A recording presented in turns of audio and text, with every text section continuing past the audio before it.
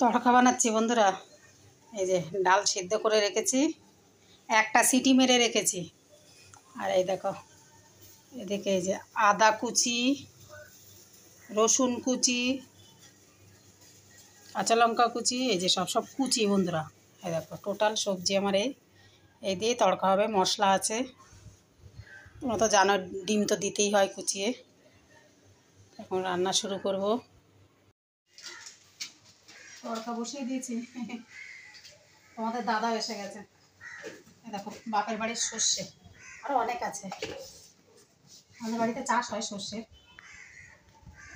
আর তোমাদের দাদা কি করেছে দেখো, ও ভাবছে কি আমি চিকেন তড়কা করবো। এবার ছোটো ছোটো করে দেখো পিস করে নিয়ে থাক, আলু দিয়ে বিকেলে ওদের জন্য তরকারি করে দেবো, ওখানে হয়ে যাবে। কারণ এর মধ্যে দিলে অনুভব খাবে না, মেন হচ্ছে এটা।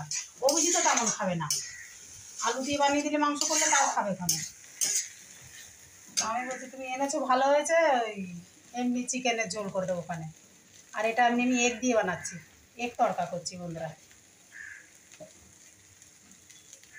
এবারও ওই দেখ মাংস এনেছি, ছোট ছোট করে কেটেছে, একদম অসুবিধা হবে না বাবু। এটা দিলে আমার দুটো ছেলে আর খাবেই না, দুটো একসাথে হয়ে যাবে।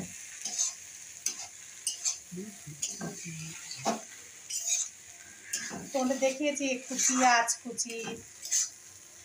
তরকাটা খুব ভালো বন্ধুরা, একদম দেওয়ার সাথে সাথেই না গলে গেল।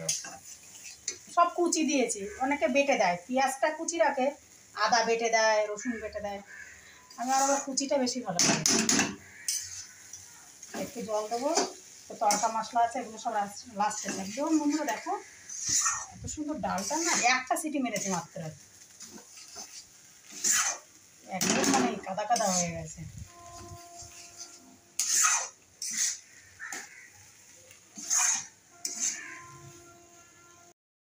এই দেখো বন্ধুরা, সামান্য একটু জল দিয়েছে, তো মাখা মাখাই হয়।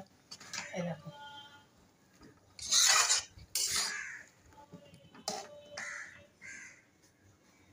এবার এখানে ডিম দুটো ভেজে ভুজিয়া মতো করে রেখে দেবো, লাস্টে ছড়াবো।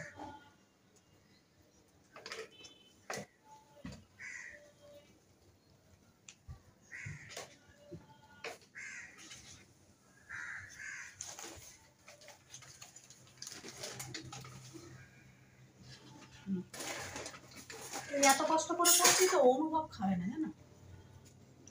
বুঝিতে একটু চাটবে ক্ষণে।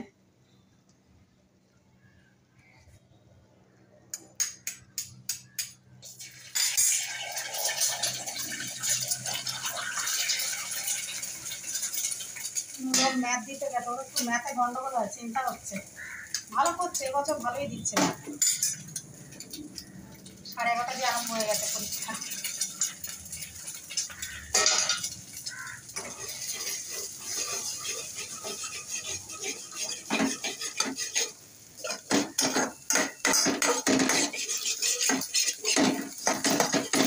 বানিয়ে রেখে দিচ্ছি, লাস্টে দেবো।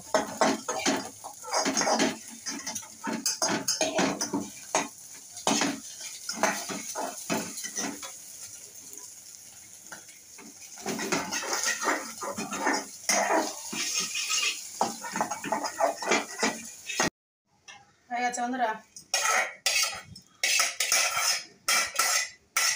হাওয়া দিচ্ছে, বন্ধ হয়ে যাচ্ছে। এই যে তড়কা মশলা,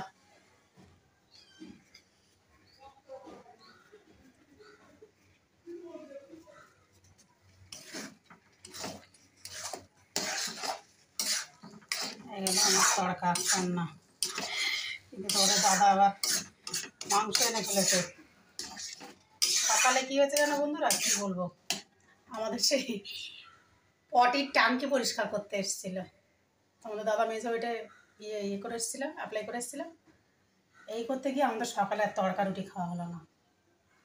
আমিও সামনে দাঁড়িয়ে দাঁড়িয়ে দেখছি যদি কিছু লাগে বলে। এই করতে গিয়ে আজকে আমাদের দেরি হয়ে গেছে, সত্যি কথা বলতে। ছোটোটার পরীক্ষা, তাও দেরি হয়ে গেল। কোনো রকমের রুটি তরকারি খাইয়ে দিয়ে বাড়ি স্কুলে পাঠিয়ে দিলাম। রেডি আমার তড়কা।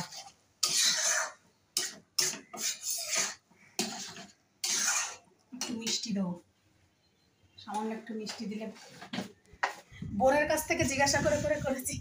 আমার বোন খুব ভালো বানায়, ওর বর এই সব খেতে খুব ভালোবাসে। তো আমার তো খুব কমই খাওয়া হয় এগুলো। তো আমি ভুলে গেছি কিছুদিন, মানে বানিয়েছি অনেকদিন হয়ে গেছে। তো বোনকে ফোন করে জানছি বোন কী কী দেবো বলতে, ভুলে গেছি আমি। ওর কাছ থেকে জেনে তারপর আবার এই বল ব্যাস রেডি। দেখো বন্ধুরা, বোন বলেছিল একটু কাশ্মীরি লঙ্কা, কিন্তু আমার কাশ্মীরি লঙ্কা নেই, দিলাম না। তাহলে একটু লাল লাল দেখতে ভালো লাগে, এই যা, আর কিছু না। বন্ধুরা প্লিজ তোমরা আমার ব্লগ দেখো। আমি প্রচণ্ড ডাউন হয়ে গেছি, মানে ওয়াচ আওয়ার একদম পাচ্ছি না বললেই চলে। বন্ধুরা প্লিজ তোমরা দেখো, নাহলে আমি একদম এগোতে পারবো না। তোমরা তো জানো শর্টের একদমই, আর এমনি আমার শর্ট তো তোমরা জানো খুব একটা আমি এগোতে পারিনি এখনো পর্যন্ত। চেষ্টা চালিয়ে যাচ্ছি, করছি। তো হ্যাঁ, একদম যে তোমাদের ভালোবাসা পাচ্ছি না সেটাও না, পাচ্ছি। তো সেই ভালোবাসার জোরেই আমি এগোচ্ছি। কোনোদিন টাইম পাচ্ছি, কোনোদিন পাচ্ছি না, এরকমই আমার যাচ্ছে। প্লিজ তোমরা দেখো, তোমরা যদি না দেখো আমি সত্যি কথা বলতে আমি একটুও এগোতে পারবো না। প্লিজ বন্ধুরা তোমরা আমার ব্লগ দেখো। যে কজন আগে দেখছিলাম আমি তাতেই খুশি ছিলাম, কিন্তু এখন সত্যি কথা বলতে তোমরা আমার ব্লগে যেও দেখো, আমার ব্লগের কী হাল তোমরা ভাবতেই পারবে না। একদম ডাউন হয়ে গেছে বন্ধুরা। প্লিজ প্লিজ তোমাদের রিকোয়েস্ট করছি, প্লিজ তোমরা আমার ব্লগ দেখো, নইলে আমার ভিডিও করা ফালতুই হয়ে যাবে। আমি মানে একদম টাইম পাচ্ছি না, আমি মনের জোরে ভিডিও করছি, একদমই হচ্ছে না। তোমাদের দাদা তো আরও চিৎকার করছে, কি বলবো, সব মিলিয়ে মানে খুব অশান্তিতে আছি। কিন্তু আমি আশা ছাড়ছি না, আমি জানি তোমরা ঠিক আজ নাও কাল আবার আমার ব্লগ দেখা স্টার্ট করবে। প্লিজ বন্ধুরা তোমরা আমার ব্লগ দেখো, প্লিজ প্লিজ।